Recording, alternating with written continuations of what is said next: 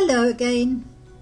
This is a little film I took on my new Fuji F20 ordinary camera and not my camcorder, so the quality is not quite as good. The Teignmouth Shaldon ferry has to go out backwards from the back beach of Teignmouth.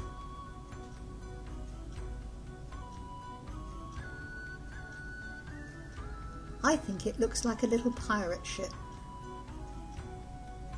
In the background you can see our Teignmouth docks, which quite large ships come in to offload grain and fish meal and take on things from the local quarries.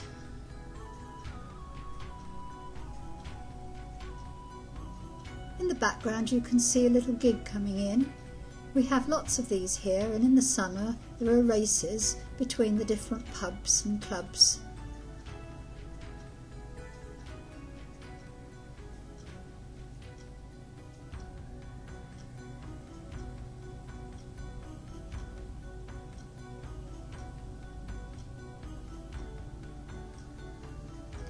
This is a little lobster boat, and in the background you can see the new Shaldon Bridge, which is the new way of crossing to Shaldon.